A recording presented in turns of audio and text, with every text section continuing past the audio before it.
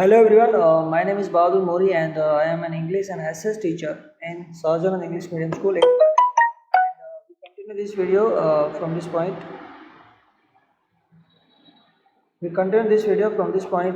Right to freedom of religion. Right. In the previous two videos, we talked about many points about our rights, freedom, and all that. So now we start from this point, right of freedom of religions. उसका मतलब होता है धर्म का जो religion है हमारा, उसके लिए हमें फ्रीडम है. हम कोई भी रिलीजन्स फॉलो कर सकते हैं, उसको बिलीव कर सकते हैं, उसकी वर्शिप कर सकते हैं, उसके बारे में. तो let's learn about it and let's know about it. Any citizens of India can follow any religions of choice, can promote and propagate the same in mentioned in the provisions of Constitution of India. देखो, India का कोई भी citizen है, कोई भी नागरिक है, वो किसी भी रिलीजन्स को फॉलो कर सकता है अपने हिसाब से. उसको अगर हिंदू में फॉलो करना है तो हिंदू फॉलो कर सकता है, अगर वो मुस्लिम रिलीजन्स को फॉलो करना चाहता है तो मुस्लिम फॉलो कर सकता है, अगर वो शेख, ईसाई, जैन, कोई भी धर्म उसको अच्छा लगता है तो वो धर्म फॉलो कर सकता है. He has a right to freedom. ठीक है, रिलीजन्स का. कैन प्रोमोट, उसका प्रचार कर सकता है, प्रमोट कर सकता है, प्रोपोगेट कर सकता है. ठीक है. एंड वो in the same in the mention in the provision of the, जो पूरी चीज़ है ये मेंशन की गई है हमारे कॉन्स्टिट्यूशन में इंडियन सिटीजन के लिए.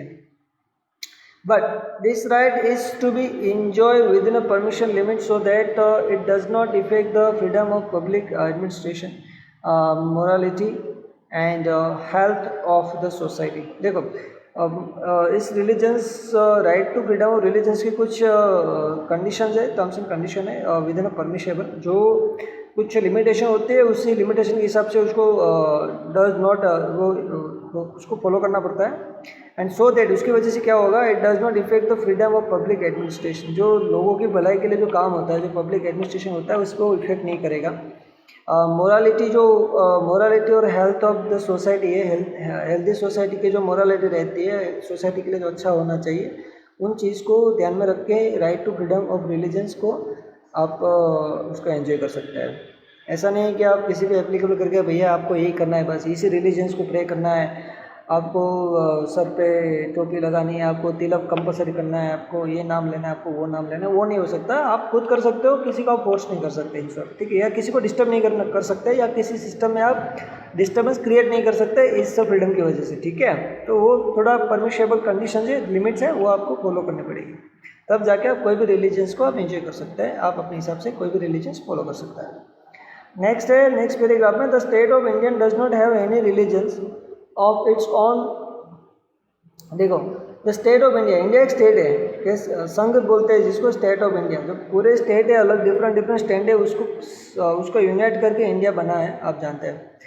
तो the state of India does not have any religion. India, जो स्टेट ऑफ इंडिया है, जो सारे स्टेट है हमारे, वो किसी भी रिलीजन्स को, उसका कोई पर्टिकुलर रिलीजन्स नहीं है. India is not any particular religious country. India is a secular country. In India, anyone can stay, right? Anyone can live, right? According to our constitution, our law. बाकी ऐसा कुछ नहीं है कि भाई अगर someone belong to this religion, they can only live in India. No, it's not true. According to our constitution, हमारे constitution ने राइट्स दिए हैं, उसी हिसाब से होगा. और इंडिया कोई रिलीजन्स के बेस पे नहीं है, इंडिया सेक्युलर कंट्री है. ठीक है, तो उसका कोई खुद का एक रिलीजन्स नहीं है. इंडिया इंडिया है, सबका है. इट्स ऑन, और the Indian state is not run as per the principles of any religions और सेक्ट या रिलीजन्स के हिसाब से इंडिया चल नहीं रहा है. इंडिया की जो गवर्नमेंट है वो किसी रिलीजन्स या सेक्टर के हिसाब से काम नहीं कर रही है. अगर जो इस तरह से वो कोई भी गवर्नमेंट हो, इंडिया की हो, किसी भी डेमोक्रेसी में कोई भी गवर्नमेंट हो, अगर वो रिलीजन्स के बेस पे अपने डिसीजन ले, अगर वो रिलीजन्स के बेस पे अपने काम करे, अगर वो रिलीजन्स के बेस के ऊपर अपने डिसीजन मैटर करे, तो वो एक हेल्दी डेमोक्रेसी के लिए अच्छा नहीं है, आप समझो. ठीक है, क्योंकि इंडिया जब फ्रीडम हुआ तब सभी डिफरेंट स्टेट थे, उसको कंबाइन किया सरदार वल्लभ भाई पटेल ने, आप सब जानते हैं. और सब ने मिलके कॉन्स्टिट्यूशन क्रिएट किया. सब ने अपनी मर्जी से, अपने लोगों के पूछ से, जो पीपल के उन टाइम पे जो स्टेट थे, रजवाड़े थे, उनके रिप्रेजेंटेटिव ने मिल के इंडिया का कॉन्स्टिट्यूशन बनाया. ठीक है, तो सबने एक मोरल एक्सेप्ट किया कि हम उसी हिसाब से चलेंगे। सब लोग का यहाँ पे राइट टू फ्रीडम है, राइट टू सब कुछ है। ये जो में जो कुछ राइट्स दिए गए हैं तो उसमें राइट टू रिलीजन्स भी है, तो फ्रीडम ऑफ रिलीजन्स। तो इस उसके अकॉर्डिंग कोई भी गवर्नमेंट है वो पर्टिकुलर रिलीजन्स के बेस पे वो कंट्री नहीं चला सकते, क्योंकि वो हमारे कॉन्स्टिट्यूशन में है ही नहीं। क्योंकि कॉन्स्टिट्यूशन से तो हमारी कंट्री चल रही है। अगर कोई भी गवर्नमेंट हो किसी भी देश का, इंडिया हो या फिर और कंट्री हो, अगर वहाँ की गवर्नमेंट अगर कोई पर्टिकुलर रिलीजन्स के बेस के ऊपर अपने डिसीजन मेकर बन जाए और उसी का कुछ अच्छा करने में सोचे, या फिर उसी को अपनी पर्सनल नीड को फुलफिल करने के लिए उसको उस पर्टिकुलर कास्ट या रिलीजन्स को खुश करने के लिए वो कुछ करे, तो वो एक हेल्दी डेमोक्रेसी के लिए अच्छा नहीं है। वो आगे जाके उसका रिजल्ट बहुत ही बुरा आने वाला है, और वो बहुत बुरा आएगा अगर ऐसा कुछ होता है तो। ठीक है, तो अगर एक हेल्दी कंट्री है, हेल्दी डेमोक्रेसी कंट्री है, तो अगर ऐसा कुछ होता है तो there is a moral duty of people के लोग उस पर आवाज़ उठाए। लोगों को लगे कि हमारे कॉन्स्टिट्यूशन के खिलाफ कुछ हो रहा है तो वो अगेंस्ट हो, वो मैसेज स्प्रेड करें, लोगों को जागरूक करें कि भाई हमारी कंट्री है, यहाँ पे सब लोग रह ले, we are the democracy country, right. हम सेक्युलर पीपल है, हमारे कॉन्स्टिट्यूशन के हिसाब से हमारी कंट्री चलेगी, ना कि कोई रिलीजन बेस के हिसाब से हमारी कंट्री चलेगी। अगर ऐसा होता है तो we have to do right. हमारी कंट्री को और हमारी डेमोक्रेसी को बचाने के लिए हमें ये करना पड़ेगा, वरना नहीं होगा, है ना। ये हमारी ड्यूटी होती है। ठीक है, तो कोई भी कंट्री है तो यहाँ पे देखो लिखा हुआ है कि the state of Indian does not have any religion. India का कोई धर्म नहीं है, ये देख लो। और India state is not run as per the principle of any religions. India country चल नहीं रही है किसी धर्म के नाम पर कि भैया ये धर्म है इसी के नाम के और इसी के हिसाब से चलेगा, इसी के हिसाब से सब कुछ होगा, ये धर्म या ये संप्रदाय के हिसाब से होगा। ऐसा कुछ है नहीं, हमारे कॉन्स्टिट्यूशन में है ही नहीं, वो जरा आप याद रख लेना। The state can not interfere in the religious matter और religious belief of any groups. State होगा यानी स्टेट यानी इंडिया, ठीक है, वो किसी भी रिलीजन्स के मैटर में इंटरफियर नहीं कर सकता, उसमें दखलगिरी नहीं कर सकता। वो उसकी जो बिलीफ है, उसकी जो प्रोसेस है, उसका जो कोई भी सिस्टम है उसमें इंटरफियर नहीं कर सकता। वो कोई भी ग्रुप हो, ठीक है, कोई भी क्रीड हो, कास्ट हो या कोई भी सेक्ट हो, उसमें वो इंटरफियर नहीं कर सकता। No one interfere can not do interfere, right, because according to our constitution के हिसाब से the religious group have been given the freedom to establish any religious organization and can manage and administer them for religious and philanthropic aims। ठीक है, तो कोई भी religious group होगा, किसी भी धर्म का हो, वो अपने हिसाब से उसको आज़ादी है कि वो अपने रिलीजियस ऑर्गेनाइजेशन बना सकता है।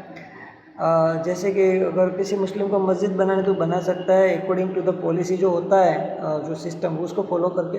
हिंदू को अगर मंदिर बनाना है, कुछ भी करना है, अपने ऑर्गेनाइजेशन बनाना है रिलीजन्स का, तो वो कर सकता है अकॉर्डिंग टू जो हमारा प्रोसेस होगा एडमिनिस्ट्रेशन को, उसको फॉलो करके।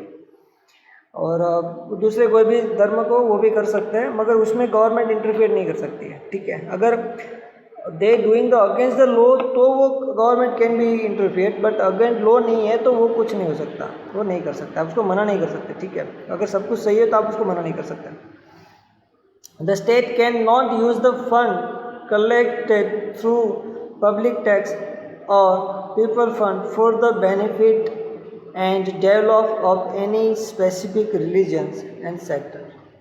देखो, स्टेट को कोई परमिशन नहीं है, ठीक है, कि वो कोई फंड है, पैसा है जो कलेक्शन है, जो गवर्नमेंट का रेवेन्यू है, जो इनकम है, या फिर उसका इंश्योर इनके जो पैसा है, फंड है, वो किसी को फंड जो collection through the public tax, जो public fund in the bank, जो पब्लिक का जो टैक्स है, जो कलेक्शन हुआ है, जो पैसा जमा हुआ है, जो लोगों की भलाई के लिए, वेलफेयर के लिए, वो किसी पर्टिकुलर रिलीजन्स के लिए या पर्टिकुलर सेक्टर के बेनिफिट के लिए वो यूज़ नहीं हो सकता। ठीक है, तो किसी भी पर्टिकुलर के लिए बेनिफिट के लिए उसको डेवलप नहीं किया जाता। कोई भी रिलीजन हो, स्टेट हो, उसको भैया आगे बढ़ाना, उसको डेवलप करना है, उसका क्या बोल सकते हैं, उसको प्रोपोगेंट करना है, ठीक है, या उसको प्रमोट करना है, तो government can not promote particular one kind of religions, क्योंकि गवर्नमेंट होती है पूरे देश की होती है, प्राइम मिनिस्टर होते हैं पूरे देश के होते हैं, किसी एक के नहीं होते, किसी एक रिलीजन्स के धर्म के नहीं होते। और जब वो प्राइम मिनिस्टर बनते हैं, जब वो चीफ मिनिस्टर बनते हैं तो पूरे देश के हो जाते हैं, चीफ मिनिस्टर पूरे राज्य का हो जाता है। वो किसी धर्म से बिलोंग नहीं करता, वो बिलोंग करता है एक ही रिलीजन से। वो रिलीजन का नाम है आवर कॉन्स्टिट्यूशन। हमारा जो कॉन्स्टिट्यूशन है वही चीफ मिनिस्टर के लिए, प्राइम मिनिस्टर के लिए, हमारे सभी गवर्नमेंट एम्प्लॉय के लिए या फिर हमारे सभी पॉलिटिशियन लीडर्स के लिए वो एक ही उनका धर्म ग्रंथ होना चाहिए, वो होना चाहिए उसका हमारा कॉन्स्टिट्यूशन। और जो हमारा कॉन्स्टिट्यूशन है उसी के हिसाब से उन लोगों को काम करना चाहिए, तभी जाके हमारी एक हेल्दी डेमोक्रेसी कंट्री बनेगी, मगर वरना नहीं बनेगी। वो आप ज़रा याद रख लेना। जिस दिन इसके अपोजिट हुआ तो उस दिन कोई भी देश हो उसका कल्याण तो नहीं हो सकता, वो तो पक्का है, वो आप याद रखो, ठीक है। तो हमारे कॉन्स्टिट्यूशन में यहाँ पे लिखित में बोल रहा हूँ कि दे कैन नॉट promote या they cannot propagate the any religions and they cannot use government money in any particular religions। उसको प्रमोटली नहीं कर सकते, डायरेक्टली नहीं कर सकते। वो अगर उसको पर्सनली किसी में इंटरेस्ट है तो वो अपने ओहदे को साइड में रख के as a individual they can do anything, they have rights, is also Indian right, उसको अपना खुद का भी एक कॉन्स्टिट्यूशन राइट्स है, वो कर सकते हैं। मगर अगर वो कॉन्स्टिट्यूशन होदे पे है, अगर कॉन्स्टिट्यूशन पोस्ट पे है तो तब तो भाई वो सिर्फ देश के और किसी के नहीं। वो ज़रा आपको और हमें ये ज्ञान होना चाहिए। अगर ऐसा नहीं हो रहा है तो वो चीज़ गलत है, वो भी आपको ध्यान में रखना होगा। The state cannot use the fund collect through the public taxes or public fund for the benefit and development of any specific religions and sector, है ना। तो नहीं हो सकता, पब्लिक का पैसा किसी उस फंड को किसी भी पर्टिकुलर रिलीजन और सेक्टर को डेवलप करने के लिए आप नहीं लगा सकते। The educational institutions running on government grant cannot impart religious educations or compel the student to participate in any religious education or attend the any religious meet। देखो हमारे कॉन्स्टिट्यूशन एक और फ्रीडम है रिलीजन्स के बारे में कि जो गवर्नमेंट एजुकेशन है, जो गवर्नमेंट की जो स्कूल है, कॉलेज है, यूनिवर्सिटी जो गवर्नमेंट चला रही है, not a private, I am talking about government institution, तो वहाँ पे दे can not impart the religions education. वहाँ पे वो धर्म का एजुकेशन नहीं दे सकते, किसी भी धर्म का एजुकेशन नहीं दे सकते, भले उस एरिया में किसी भी धर्म की पॉपुलेशन ज़्यादा हो। They can not do. Government school, government college, university या any one, even government employ, the student participate, किसी स्टूडेंट को फोर्स नहीं कर सकते कि आपको इस रिलीजन्स के ड्रामा में या सॉन्ग आपको गाना है, उसमें वो फोर्स नहीं कर सकते। अगर उसकी खुद की मर्जी है तो इट्स ओके, ठीक है। और उसको बलजबरी से उस पर कुछ भी उस पर इम्पेक्ट नहीं कर सकते, वो हमारा कॉन्स्टिट्यूशन राइट है, तो वो उसके अगेंस्ट नहीं हो सकता, ठीक है। तो ये बहुत ही अच्छा मुद्दा था, ठीक है, right to freedom of religions, ठीक है। नेक्स्ट है कल्चर एंड एजुकेशन राइट, ठीक है। कल्चर एंड एजुकेशन राइट्स क्या है हम देखेंगे। People of various religions, various language and cultures live in India. हमारे देश में काफ़ी अलग अलग रिलीजन्स के लोग, भाषा के लोग, कल्चर के लोग रहते हैं, हम जानते हैं, ठीक है। महाराष्ट्र में मराठी बोलते हैं, गुजरात में गुजराती, यूपी में तो हिंदी बोलते हैं, भोजपुरी बोलते हैं, बिहारी बोलते हैं, काफ़ी सारी लैंग्वेज बोलते हैं हिंदी की, है ना। The people of India have a right to preserve their language, script, culture, identity and ethnicity, right, ethnicity. तो जिसको एथिक बोलते हैं ना, हाँ, एथिकसिटी, तो वो कर सकते हो। पीपल को हक है कि वो अपने प्रिजर्व कर सकते हैं, अपने लैंग्वेज को, स्क्रिप्ट को, कल्चर को, आइडेंटिटी को, सबको वो प्रिजर्व कर सकते हैं, उसको सुरक्षित रख सकते हैं, उसको हक है हमारे कॉन्स्टिट्यूशन का, कॉन्स्टिट्यूशन दिया है। Any educational institution which relay on the government grant cannot deny admission on the grounds of religion, caste, creed, language or any other reason।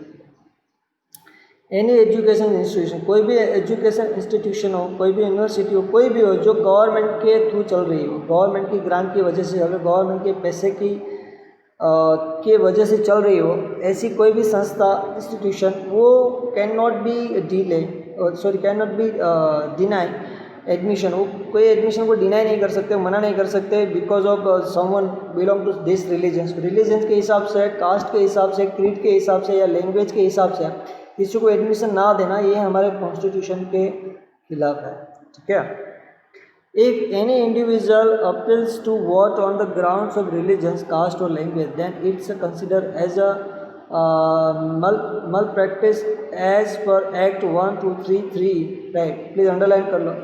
अगर कोई भी इंस्टीट्यूशन या इंडिविजुअल कोई भी इंडिविजुअल अगर एक appeals to vote the ground of religion caste, अगर कोई भी इंडिविजुअल व्यक्ति हो वो अगर अपील करे किसी के कास्ट के नाम पे, धर्म के नाम पे, भगवान के नाम पे, किसी लैंग्वेज के नाम पे या किसी एरिया के नाम पे वो अपील करता है वोट देने के लिए, तो वो गुनाह है।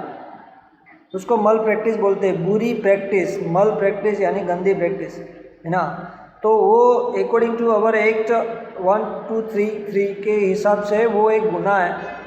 तो इंडिविजुअल अपील नहीं कर सकता कि आप vote on the ground of कि आप मुझे वोट दो रिलीजन्स के बेस पे, कास्ट के बेस पे या लैंग्वेज के बेस पे, वो गुनाह है। Any of the state can frame a law and provide the right to its citizen to form and manage any of the education institution based on the cultural linguistic minority।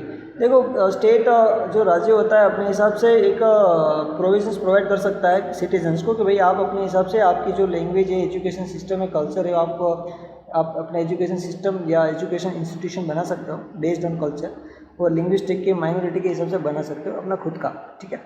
तो वो rights हैं उन लोगों को, मगर आप किसी को फोर्सफुली आप किसी को उसमें इन्वॉल्व नहीं कर सकते।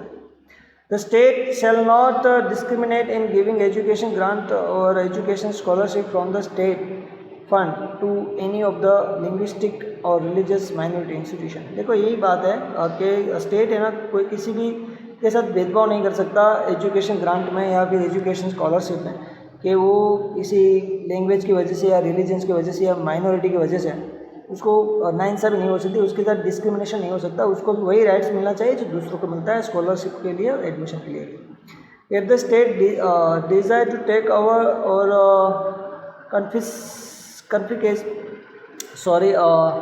confiscate the property of minority the institution, then it can do the only after giving the proper returns, ठीक है। तो वही हुआ कि अगर if the state desire to take over the confiscate the property of minority institution, then it can do so only after giving the proper returns। उसके जो property या फिर कुछ भी उसको लेना है स्टेट को, गवर्नमेंट को, है ना, किसी का भी, तो उसको प्रॉपर रिटर्न उसको देना पड़ेगा, उसका भुगतान उसको प्रॉपर करना पड़ेगा, तभी जाके स्टेट हो या फिर स्टेट का कोई भी गवर्नमेंट को चाहिए तो वो उसको रिटर्न करना पड़ता है, उसके हिसाब से प्रॉपर उसको रीपे करना पड़ता है। इन दिस वे, उसी के हिसाब से importance provisions is the context of education institution have been made in the constitution.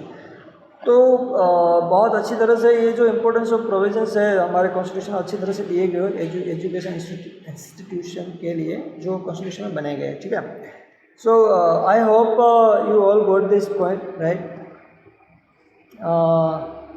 Last point है, लेट्स कवर इट, सो पूरा ख़त्म हो जाए राइट्स का। तो लास्ट वन है राइट टू कॉन्स्टिट्यूशन रेमेडीज। ये बहुत इंपॉर्टेंट है। उसको बंधारण में चेंजेस करने का जो राइट्स होता है, सुधारने का राइट होता है, बंधारण इलाज बोलते हैं जिसको, इसके बारे में let's we learn about it, let's we know about it. और क्या है वो देखते हैं, चलो। No matter how many laws are frame और how many provisions are made for the fundamental rights, if this are not implemented well, then there remain no meanings of such a freedom of right. सही है कि कोई matter ही नहीं है, अगर कोई भी लॉ बना लो, आप किसी भी तरह का लॉ फ्रेम कर लो, किसी को भी अच्छी तरह से बिल्ड कर लो, उसको फ्रेम कर लो उसको, मगर जो प्रोविजन से लॉ है, फंडामेंटल राइट्स है, वो अच्छी तरह से इम्प्लीमेंट ना हो, यानी कि लागू ना हो, इन्फोर्स ना हो, प्रैक्टिस में it's not a practice that not a doing proper exercise.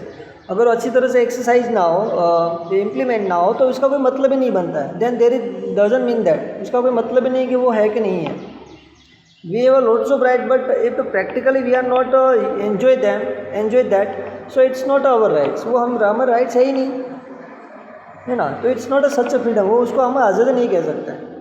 Therefore, a provision has been made in the Constitution for the implementation of these rights, and under it, right in Supreme Court can be made for the violation of the fundamental rights, ठीक है।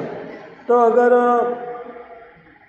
अगर किसी भी इसी की वजह से हमारे जो राइट्स दिए गए therefore a provision has been made in the constitution, तो हमारे प्रोविज़न एक दिया गया हुआ है, कॉन्स्टिट्यूशन ने बनाया है इसी की वजह से कि हमारे जो फंडामेंटल राइट्स हैं वो प्रैक्टिकली एक्सरसाइज होते हैं कि नहीं होते, हम उसको एंजॉय कर सकते हैं कि नहीं कर सकते, हम उसको इम्प्लीमेंट कर सकते हैं कि नहीं कर सकते।